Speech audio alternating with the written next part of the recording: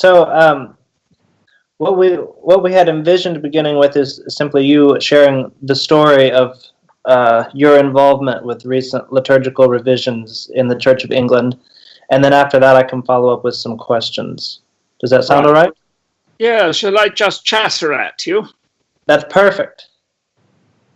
Well, I was appointed to be a member of our liturgical commission in 1986, after I had been provost of Portsmouth, that is the dean of our cathedral in Portsmouth, for about 4 years. And I'd been, I think, appointed to the commission because I was a hands-on person rather than an archaeologist. I had a reputation for putting stuff on. I'd done big kind of liturgies in public spaces and with moving from place to place, with the West African bishops, beginning, with harps playing in a parish church in Portsmouth and going into the civic centre and proclaiming the gospel to people, and walking then to the cathedral and celebrating the Eucharist, that kind of thing. And I think it was known that I could do that and help people take part in it. So I got put on the commission. Probably the first thing that I found myself doing for the commission was to write a piece on the diaconate, on the independent diaconate. And then I think probably the second thing I did for them was to edit. You may think that this is a joke. In the very early days of computers on an old Amstrad with all those funny discs, I was editing up a book called The Promise of His Glory, which was the kind of Christmas incarnation season equivalent of Lent, Holy Week and Easter. I mean, that had been our services for Ash Wednesday and Lent and Holy Week and Eastertide. That was, I think, published in 1986 or so. And then The Promise of His Glory, as it was called, the incarnation lot, which was Advent, Christmas, Epiphany and Candlemas seasons, with stuff about the baptism of the Lord as well, came out in the late 1980s. So that was what I got myself engaged in first. And the second thing was that I drew together a group of people from different traditions in the church who wanted to do something about revising the daily office. I mean, we hadn't had anything very much in England in the Alternative Services book of 1980. It was just a translation of Cranmer into sort of modern jargon, and had done nothing about the structure of the office or any exploration of what had gone on in the development of archaeological understanding and interest in the daily office. But people like George Guyver from the Community of the Resurrection had written stuff called Company of Voices. Do you know that? That's a book on the daily office, and contrasting cathedral worship with the monastic tradition. I mean, by cathedral, I don't mean, what goes on in English cathedrals in the 20th century. I mean the early tradition of people assembling with their bishop in the 2nd, 3rd, 4th centuries, singing a lot of things they knew well by heart, not very much like the monastic thing of reciting the whole Psalter in a week, let alone in a month, as Cranmer wanted, but only just choosing a few psalms that were suitable for the season of the year. In Lent, you might do all the penitential psalms round and round again. And in Advent, those that related to the coming of the kingdom. And in Ascension Tide, psalms like 47. So it was a much more kind of repetitive pattern. And I was interested by that, but I was more interested by the fact that in England, people were not obeying the injunction to for the clergy, which is still a mandatory requirement of the clergy here, to say morning, evening prayer every day. So why weren't they doing it? And they thought it was boring, or they came from a much more evangelical or Protestant tradition, which read the Bible seriously, but didn't actually do much praying out of it, except on a, this is me and my favorite bits that I like reading kind of way. So there was no sense of that being the prayer of the church. So I managed to convene a group of people together with Brother Tristram a Franciscan, who were themselves trying to revise an office book that would be loyal to the mainstream tradition, but will give some more alternatives and things like that. So that's how we got going, really, with that. And I managed to draw a group of people from the quiet time tradition and the various evangelical patterns of Bible reading. And we managed to come out with a common mind about we should try and make the daily office in the Church of England something more seasonal, so that, seasonal emphases were respected, and that it would be with psalmody chosen largely by what was suitable for the season, and that there should be canticles that were repeated daily in that season so that people might actually learn them off by heart. George Guyver had done a thing with a parish where he's been a curate in Lancashire, doing just a sheet with, people reading things and people learning refrains. And it was a parish in which people weren't very literate or, given to large quantities of books with 43 different markers in and all that kind of stuff. So it was very different from the kind of Roman office tradition. Well, we got an agreement on that and published that in about 1992 under the heading of Celebrating Common Prayer. And the publisher thought that she'd take a risk and run 5,000 copies. And actually within a few months, we'd sold 40,000. So it was clear that there was an appetite for this kind of thing. And again, I suppose I was getting some kind of reputation for being able to draw people from different traditions in the church together, help them find a material that they could use in common.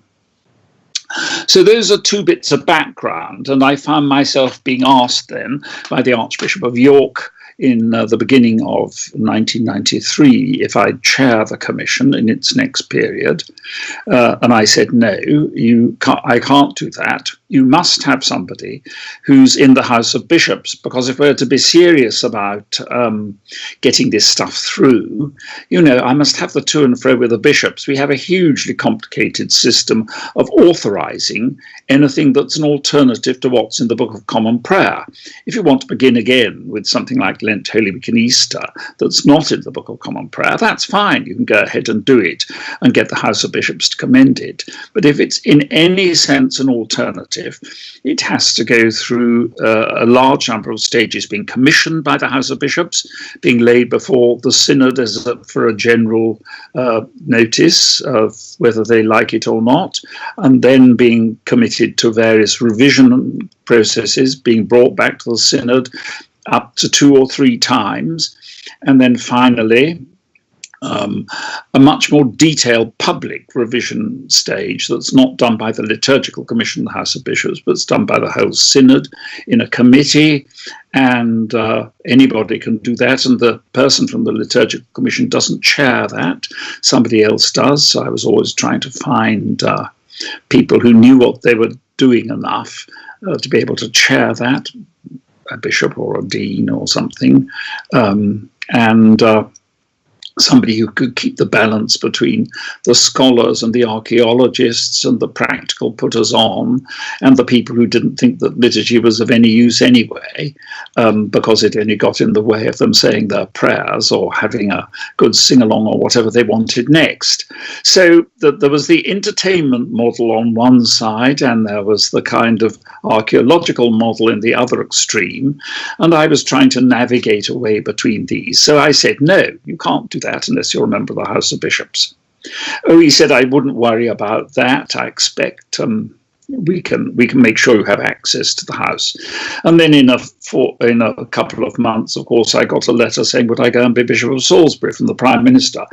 Landed on my desk on April the 1st, which in England is celebrated as All Fool's Day, when people play these practical jokes. And I assumed that this was one of my colleagues who managed to get hold of the right notepaper from 10 Downing Street and things, and was spoofing a thing. So I wasn't disposed to take it very seriously. And I ran my finger through the signature of the then Prime Minister, and lo and behold, the ink actually did run. So I thought perhaps it is genuine, and rang up the Prime Minister's secretary for appointments and discovered, yes, that indeed it was, and would I please go, and all the rest of it. So I asked him, when I went to see him, I said, so what have the Diocese of Salisbury asked for? And they said, somebody steeped in rural ministry who won't have too many bright ideas. So I said, oh, that's splendid, I can say no straight away. Oh, no, you can't do that, he said. This was all going on in Holy Week, for heaven's sake. So I was persuaded to ring up the Archbishop of Canterbury down in Canterbury for the week. And in the end, was persuaded to go and do it. I'd really wanted to go and do another cathedral. I think, the kind of skills I have and interests I have in as a musician and as an artist and so forth are better suited to doing that. So I found myself lumbering around this large area of rural southern England, where having a bright idea and seeing if anybody else would share it took about a year and a half to get off the ground. Whereas in Portsmouth, which had been a very compact diocese, I could have a bright idea in church, try it on my colleagues at the end of the Eucharist. If they agreed, ring up the bishop at 9:15, and the letters were going out by 9:30 from the diocesan office, which was just next door to the cathedral. So that's how I came to be kind of engaged in it and given the responsibility of chairing this process. So that's the way of making appointments in those days in the Church of England. I don't think it's to be done like this these days. And I thought to myself, if there's going to be any chance of a revision getting underway, which is both more elegant than the kind of pioneering book of the 1980s, the first thing we must do is not present it as an alternative. The alternative service book was the 1980 title. And I thought, that's bound to push people in a polarized direction. And indeed, a number of the members of the commission at that stage have been very clear that, modern was right and old was wrong. And as a result, with a lot of powerful and influential people rather liking a lot of the old, we headed into a collision, really, and people took up polarized positions. So the first thing to do was how to devise a strategy not to happen.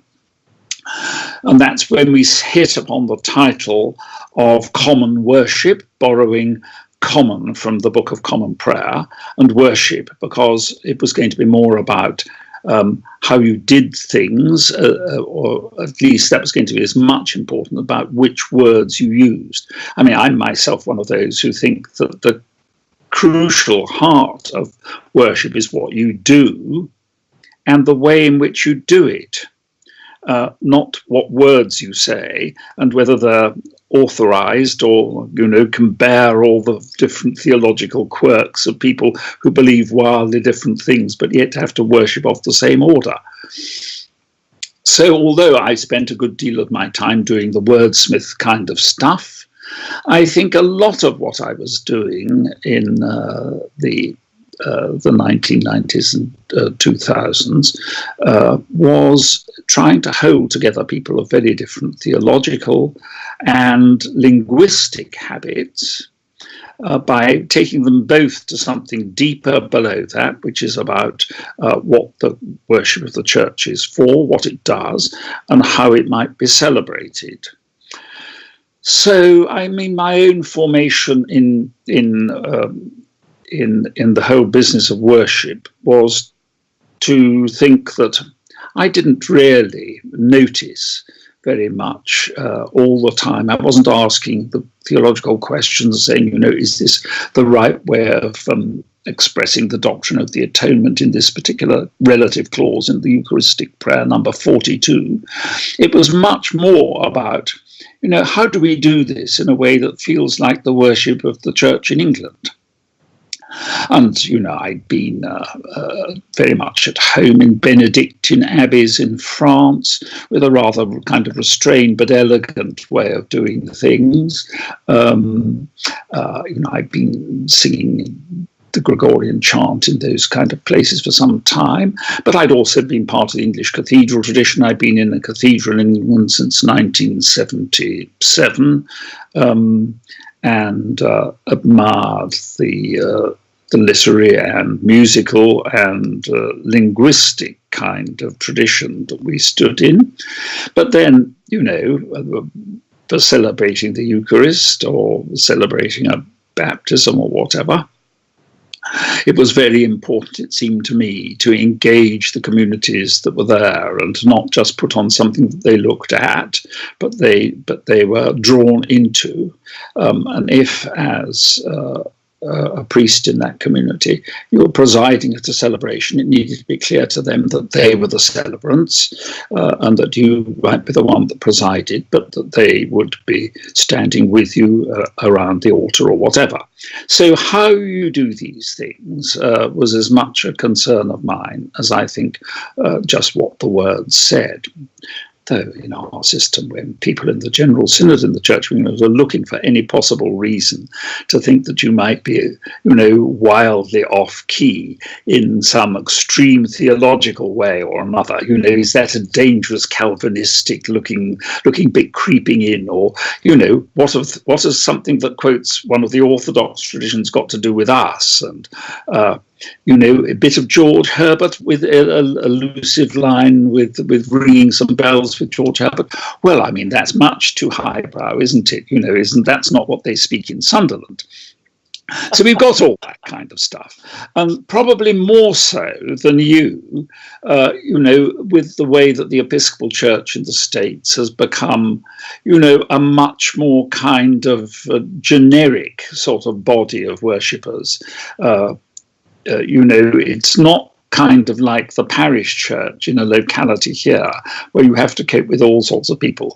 The Episcopal churches that I know well in the United States have got people driving in their motor cars to them. Well, many parishes in England, people like that who come to church don't have motor cars. So, that's not the case, kind of income bracket class way of education. And I think probably in that sense, the Roman Catholic Church in America is much more, in my experience, akin to what the Church of England is doing here. It's kind of operating in all sorts of places. So some of these things won't be applying to you in kind of the way that they were to us.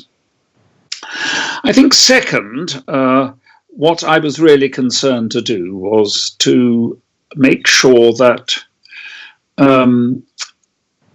because there are no kind of doctrinal formularies in the Church of England, except for very kind of sketchy things referred to when you install a priest, according to the formularies of the Church of England, the doctrines of the Church are expressed in the Book of Common Prayer and the ordering of bishops, priests and deacons, and in the Scriptures. So, there aren't kind of articles which actually lay down how the doctrine's expressed. And if you want to know what somebody in the Church of England believes, we would say, well, come to church with us. Because it is the liturgical formularies that hold the thing. So the theology of baptism that's expressed in the baptism rites tell you what you need to know about how the Church of England believes people belong and are embedded in the divine life, and how do they continue in it and are fed by it. That's what the theology of the Eucharist will tell you. How do they relate what they believe to what they do, the sort of missional aspects? Well, that's is or should be there in the missio parts of the rites. And in what we do, what about what we believe about holy orders? That should be there in the ordination rites. So I took on the job really because I was concerned that the Church of England, at a time when people were pulling in wildly different directions, and some in no liturgical directions at all, wouldn't be left with any kind of doctrinal basis for what we believed or how we believed it. So that's a prime concern, I think, of mine to ensure. So it's the question about how you do things.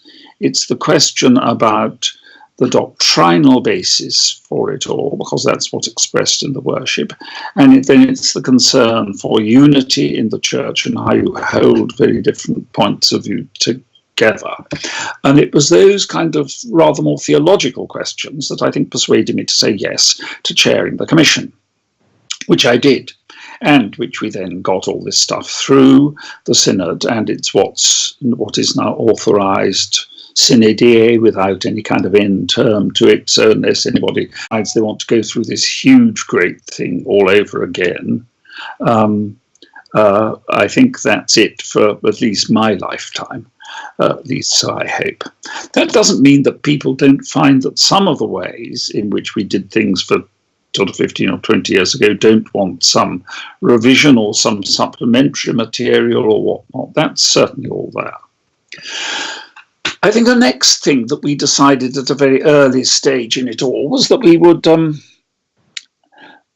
this wasn't going to go into a single book. And the idea that, you know, Cranmer had, that out of all the medieval books, you could just put one simple book down and everything you really needed was going to be there. Not on. I mean, that we were already aware by the early 1990s of the difference that stuff online and on the web was going to make. The people like me who really wouldn't have minded two hoots if we hadn't published a single book, but had just published a series of references to what was held centrally. And of course, that's turned out in a way to be the case, and that's what lots of people do. They quarry around amongst the authorized material and make up for the Eucharist on Sundays, you know, a series of little pamphlets with options for different seasons of the year. Though, of course, not everybody who does that among the parish priests of the Church of England has the slightest clue about what they might put into any bit. So, you know, I remember having to explain to people why, on the whole, it was better not to sing the Gloria in Lent, or, you know, might it be nice to save it for Eastertide. Ooh, that's a very novel idea, you know. So all this kind of stuff is part of course, how people get an education. And actually the people who design the software and help people to make choices needed to be pretty savvy, because we're producing tools to help educate people and not just say, you know, there's a complete open table of anything. You can have anything. It's like people who go to a buffet supper, you know, put a little bit of absolutely everything on their plate together because they can't bear to miss out on anything. And that, of course, is the way in which the liturgies, when you pruned them and ordered them and got them into different shapes and alternatives, and perhaps for seasonal shapes, people mess them up in the general synod because they add back in all the bits that they personally like, regardless of whether they fit or not with that strand. But the whole business of doing the liturgy publicly in the synod was, of course, my major chance to educate the Church of England in how to do it, and not just in you know, all right, so we'll publish 40,000 of everything and you can pick your own, and it doesn't matter, you know, if you wear orange socks with pea green suit and a black shirt and think that you're beautifully dressed. Because all these kind of ways of helping people make choices and helping material develop in response to people's commonly expressed needs does require a big educational exercise. And I mean, I'm not skilled in doing that at all. I've got no techniques, as you all know perfectly well, for how I can make this machinery work. There are people who can do that, but working with them was clearly going to be very important. I mean, now the Daily Office is published every day on our online feed, you know, and you can press the thing that just says Wednesday the 13th of September, or whatever today is, Wednesday the 15th of March, and up come all the things with occasional options, but essential, correct, you know, all the right things that we all wanted them to do is steered in that direction. Well, that's a great advance. Another great advance, of course, was working with other churches on a common calendar and lectionary. I mean, other Western churches, you know, I mean, the Eastern churches clearly have a completely different schema of doing things. But the Western churches now almost entirely use the same lectionary and the same Gospels, and the Revised Common Lectionary Basis, which is drawn up with the Roman Catholic 3-year lectionary, allows us at any rate to be reading the same Gospels in church pretty well all around the world, in the English-speaking world, and that's whether you're a Methodist or an Episcopalian, or whether you're a Roman Catholic, or whether you're the Churches of Christ or a Lutheran or whatnot. I mean, it's pretty common. And there was a lot of behind-the-scenes work to try and make that happen. And for example, in the last 3 years, I published 3 volumes of, a picture, a track of music on streamed, and a poem or a piece of prose, and a little thing with the gospel of the day for each of the years A, B, and C, which is used by Roman Catholics, Lutherans, Presbyterians, Methodists, Anglicans alike. And one of the things that's, I think, been oddest to me about watching the Episcopal Church in the States is the way that, for so long you have gone on with a lectionary that virtually nobody else in the world is using. So one of the things I do hope that you will do is not just because I want to sell you my book, which is only available as an ebook. You can't do it. You can't put all those pictures and music and things into an actual beautiful bound volume. With it would be £500 a volume if you did, because of the costs of buying the tracks from the records.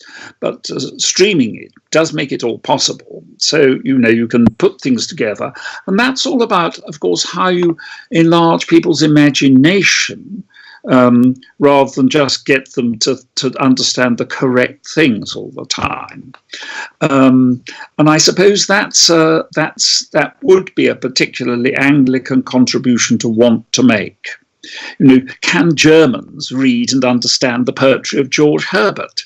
Well, of course, a lot of them can on one level, but can Americans understand George Herbert because of that extraordinary sense of it belonging in, English countryside and English social life, and having that kind of very elusive quality where an image rings a lot of bells in a rather oblique way? And, how local in that sense is local for the way we do our worship, and how does that play into the questions of universality? Which are very important for us to hold together, because we need to be able to recognize each other and be in communion with each other across the world, and not only within denominational areas too, but increasingly, of course, across all those boundaries. So the lectionary and how we understand it, and how we are prepared to be oblique in our references and explanations about the lectionary, seems to me to be a really important thing that revisers need to be aware of these days. And then there's the question of performance. And I think most interestingly in that, I'm interested in questions like, why don't people sing any longer? They do in certain traditions sing. Indeed, that they don't do much else but sing. But mostly those are the traditions that sing the successors of the kind of folk song stuff. And there are some very good exponents of this in people like John Bell from the Iona community, and there have been people in the sort of post-folk idiom in the States in particular produce some good songwriting. When I was working a lot with the church in Sudan, they had some wonderful hymn writers, but they still wanted really to use the music from hymns, ancient and modern, completely unrevised. There was a curious kind of culture clash. Of course, that's where they learned the religion. They'd learned it from CMS missionaries in the 1890s, who were very conservative and were very, very strict about what you should and shouldn't do. And so they all know that you must go to communion fasting and things like that. But it hadn't made much impact on the culture where, having more than one wife was part of the indigenous culture. So whereas the people make a whole lot of fuss in that culture about same-sex relations, they are quite happy to go on having 3 or 4 wives. Well, these are the kind of cultural clashes that go across the boundaries in our own communities and indeed worldwide as well. And I think, at least being aware of that and of the fact that we have to try and work with pluriform communities, because they don't all exist now safely in Africa or in, other parts of the distant British Empire, but are actually happening in our own communities and around now.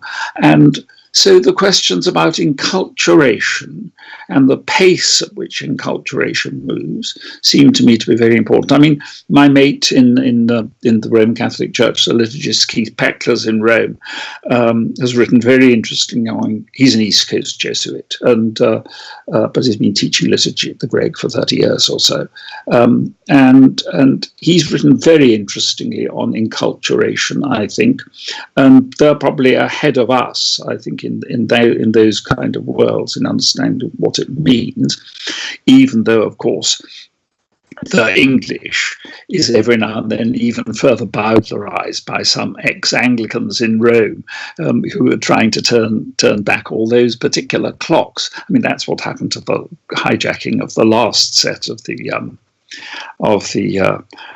Roman Missal translations, but I think they show every signs of being impatient with those after only 5 or 6 years, so that may get sorted. So what about the register of language and the questions then about the inclusiveness of language, when you have to say God and God's self instead of himself all the time, because otherwise somebody's going to be offended. Well, you are going to offend people in this, because it will not be far enough for some and too far for others. I think all the languages can only go as far as most people have got at the time. I don't think you can do something that's going to work for all time. We may want to change our language entirely. I mean, like the Jewish tradition of writing G-D, because you're not allowed to pronounce the divine name. Well, I mean, we may be in one of those bizarre things where we have a little spoof in the machinery when we come to pronouncing the divine name, because nobody quite likes to say it, or indeed spell it or write it, because somebody will always say, but it's not feminine enough, or others, it's too feminine, and all the rest of it. So there are areas, I think, that are proper to explore in the future in this kind of way. And one can't expect to get it right forever. But yet, you don't need to have to revise the whole of a liturgical work just because you want to, go a step further in terms of inclusive language.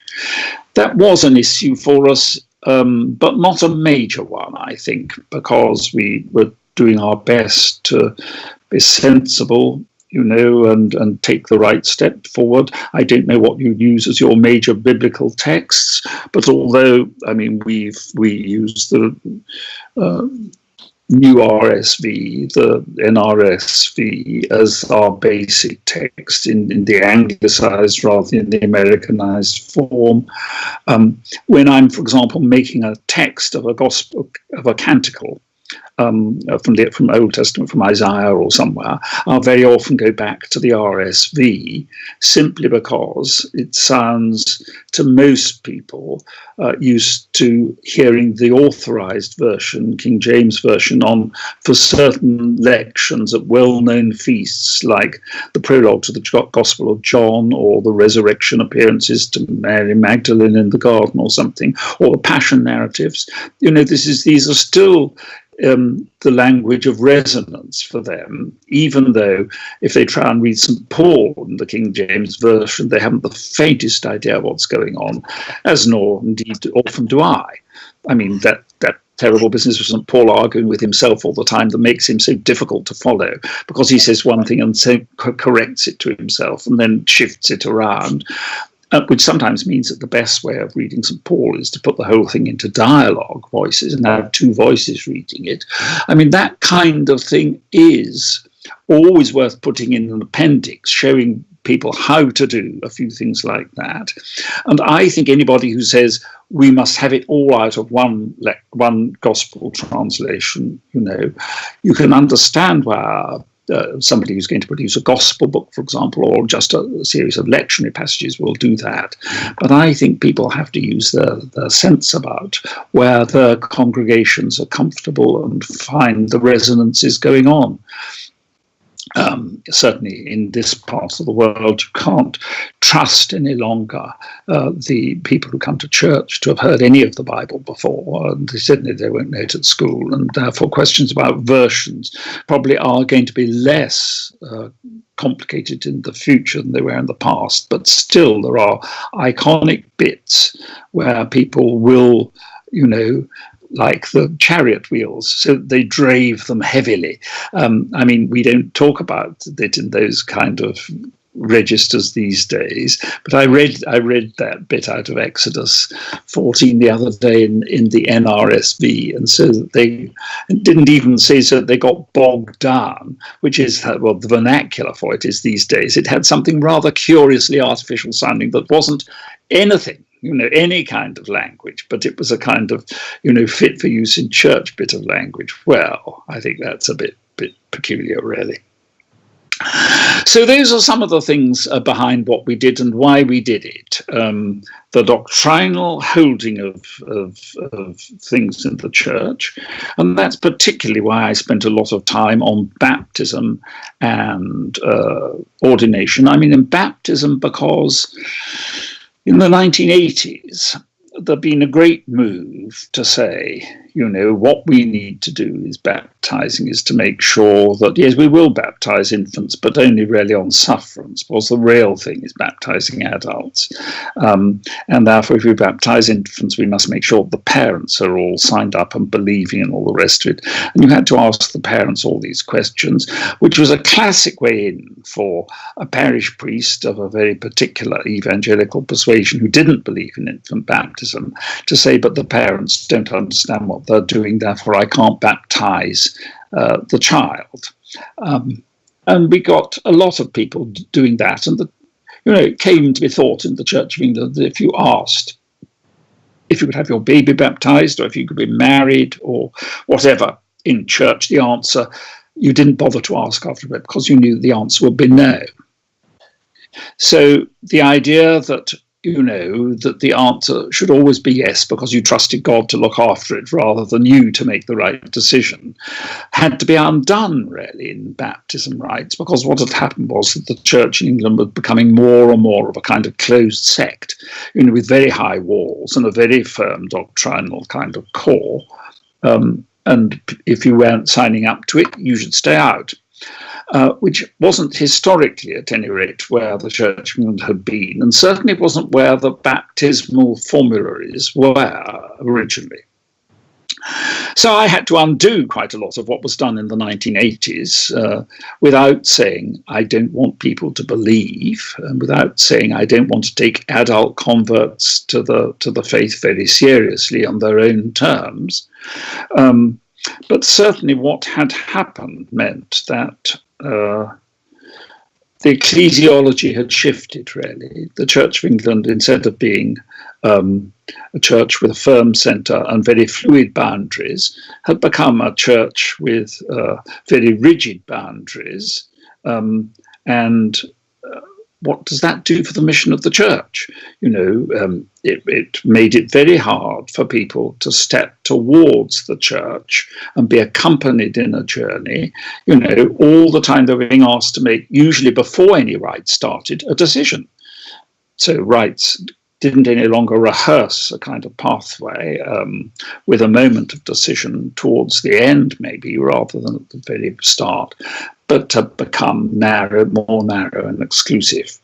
And you can see why that happened, and it went with a kind of Pauline theology of Romans 6, if you're going to die with Christ in order to rise with him, well, that means death to the old, and so you step from darkness to light, and the things are very sharp, and you know whether you're in the dark or the light, and you can make a decision, step over the boundaries.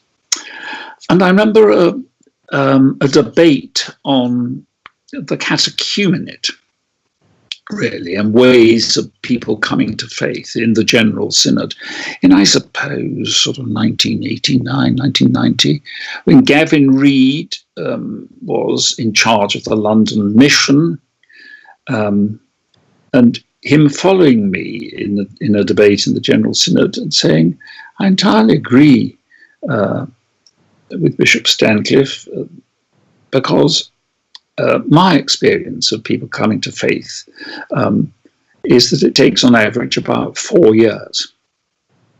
And that was very different from the 1980s or ASB picture of people coming to faith, and then preferably at dawn on Easter Day, you put them under the water and they popped out again, and they were all bright and shiny and new and never looked back again. Well, it's not like that, and that won't do for people who are growing in the faith. And it's as bad as all that stuff uncovered by Dominic Serra. Do you know Dominic? Dominic's, there's an article it's a very good article in about 1993, I should have thought, in the journal Worship, which is a shortened version of his thesis. Dominic explored the new Roman Catholic rites of Holy Week, and in particular the blessing of the waters at the Easter Vigil, and found that in 1952, when they were revising it, they had to prune away a lot of the Gothic excesses and all the rest of it, and had gone back to the basic text, which was the death and resurrection of Jesus, except that it wasn't. When he actually did the homework on the stuff, that wasn't actually the lowest level archaeologically of the prayer. The basic level of the prayer was a Johannine new creation, old creation, new creation, and a rebirth from the old to the new, and onto which the Romans 6 stuff had been grafted at a later stage. So actually, the Romans had gone into it with a preconceived notion of what must be old, because we all know that this is Easter, and therefore darkness to light is the great thing. But it isn't, not in the early tradition. And this business about how you reinvent and superimpose on what you're listening to or discovering your own pre-convictions without making sure they're properly founded is wonderfully exposed by Dominic in this thing. I ought to send you a link to the article, because it's great fun to read. And he's an East Coast is he a Cistercian or something? I can't remember what it was. He belongs to one of those complicated Roman Catholic orders with a lot of initials after it. But he's a great character. But that's just about baptism. How do you uncover beneath baptism what the modern trends are doing? And we all want people to believe more, and therefore in the 1980s it was thought that one good way to do it to really put the screws on parents and godparents at a baptism service. It had exactly the reverse effect that was desired. The result being that lots of people stopped going to come to church to ask for baptism, because they knew what the answer they were going to get was no, you're not good enough, which is how people would have heard it, to be baptized. The Christians are the people who think that they're good, and everybody else isn't.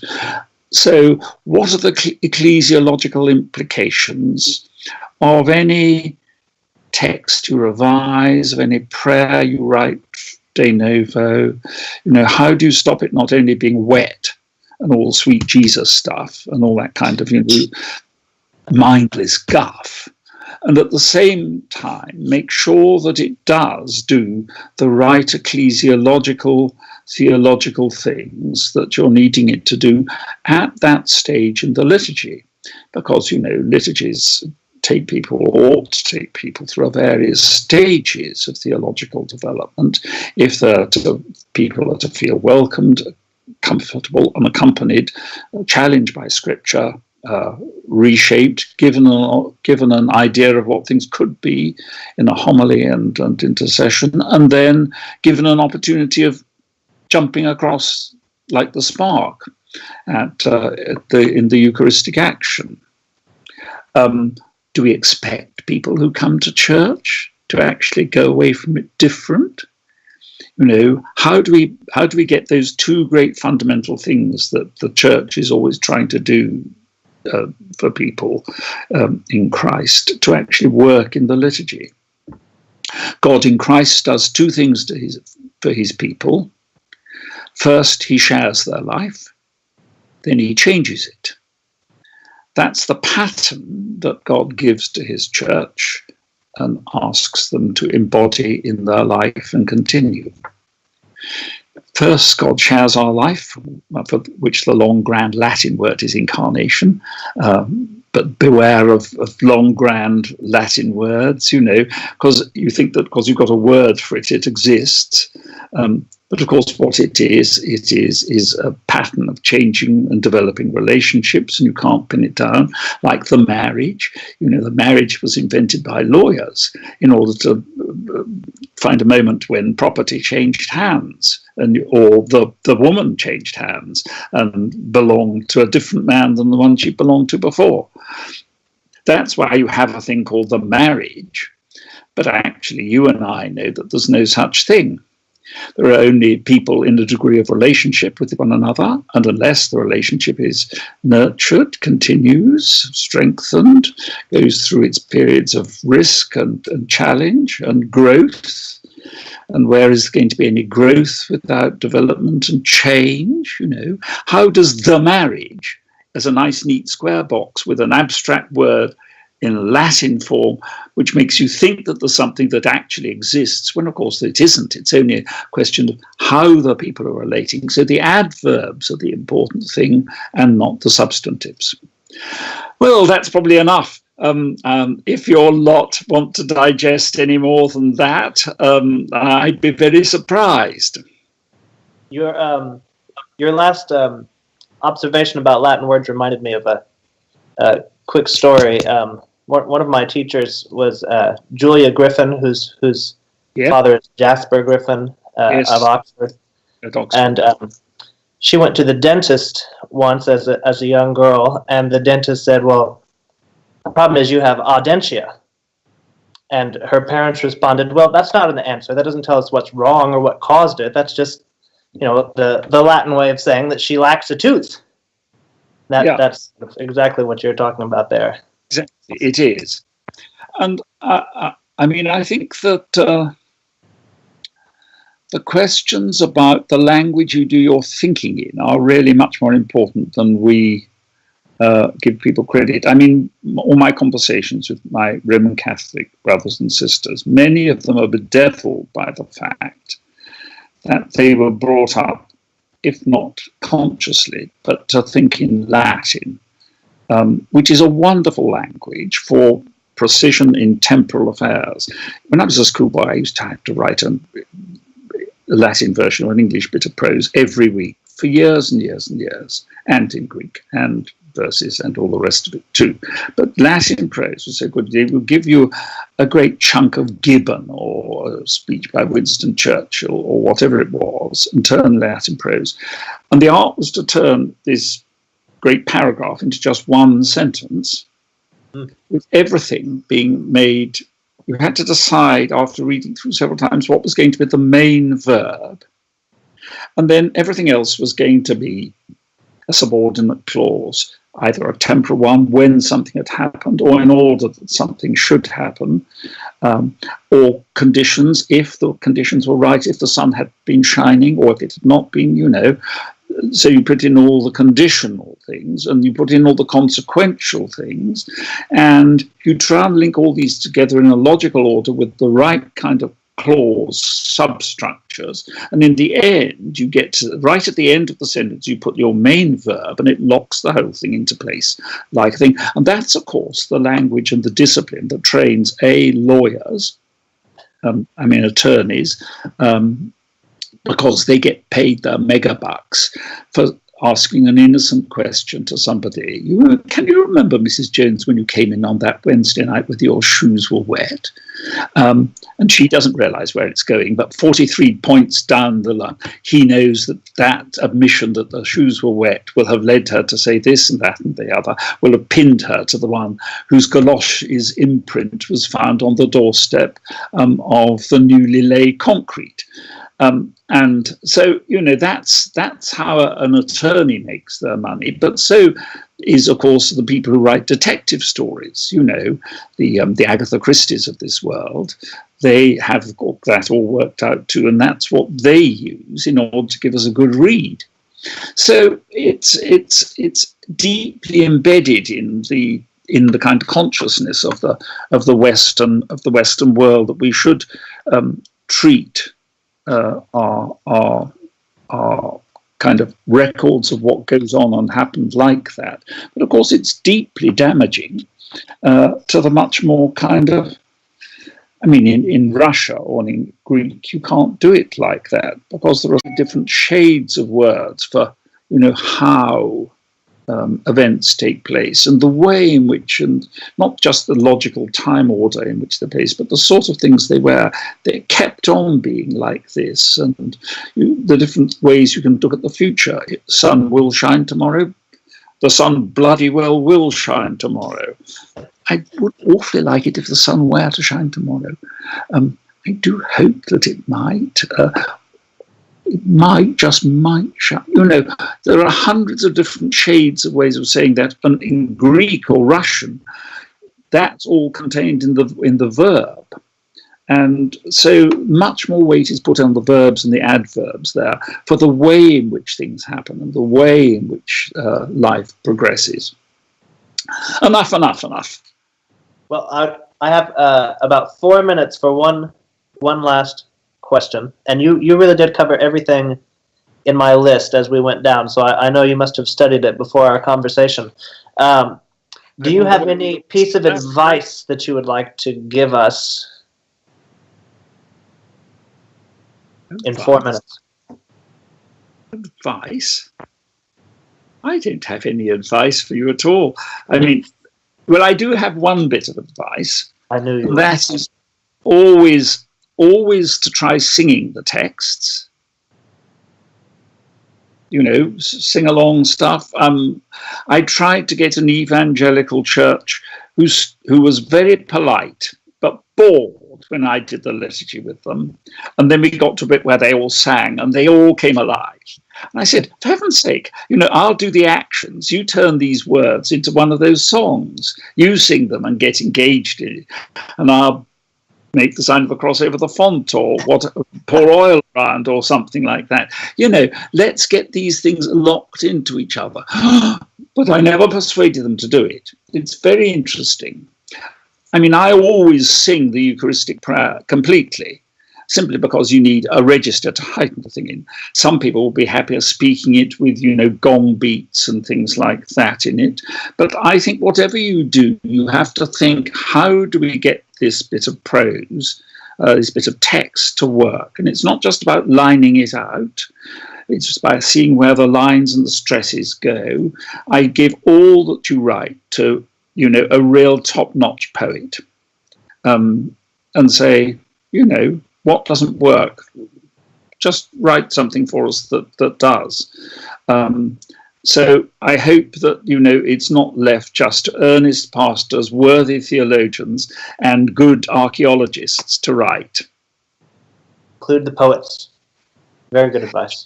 The poets. But sing it, because you don't have to have lots of poets at every meeting. You can send the stuff to them in the meantime. But you have to go and say, come on, let's speak this together. Will it work? you know? Does it feel like it?